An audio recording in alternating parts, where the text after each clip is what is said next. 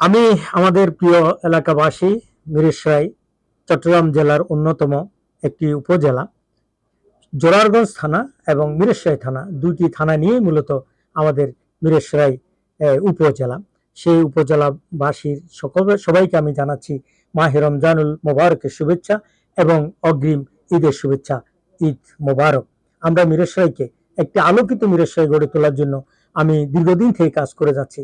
যেদিন আমি deputy attorney general হিসাবে নিয়োগপ্রাপ্ত হলাম সেদিনে আমি আমার এলাকায় ছুটে যাই, আমাদের বাড়ির মসজিদে আমি মুসল্লিদের সাথে নামাজ আদায় করি, শুভেচ্ছা বিনিময় করি।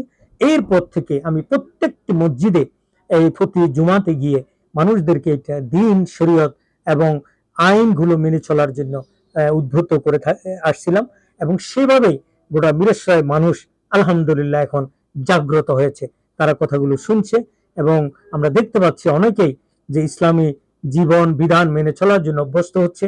ব্যবসায়িক, সামাজিক, রাজনীতিবিদ সকলের মধ্যেই এরকম একটা প্রভাব আলহামদুলিল্লাহ তৈরি হয়েছে।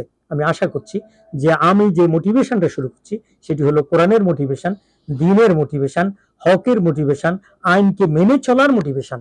আমি যদি মনে করি আমাদের মিরসরাইয়ের প্রত্যেকটা মানুষ লফুল হয়ে যায়, আল্লাহ ভক্ত হয়ে যায়, আল্লাহ ভীরু হয়ে যায়, আল্লাহকে মেনে চলার মতো অভ্যস্ত হয়ে যায়, আমি মনে করি আল্লাহ রাব্বুল আলামিন পুরা আকাশ থেকে আমাদের জন্য রহমতের দরজা খুলে দেবেন, জমি থেকেও রহমতের দরজা খুলে দিতে পারেন।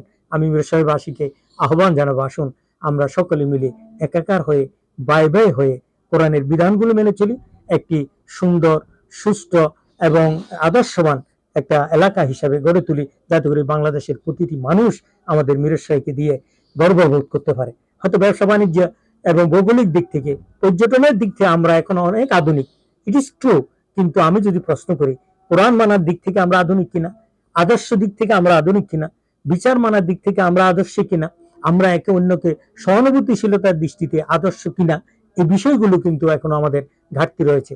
আমি সেগুলি পূরণ করার জন্য চেষ্টা করছি। আপনারা সবাই আমাকে আমার জন্য দোয়া করবেন। আল্লাহ হাফেজ।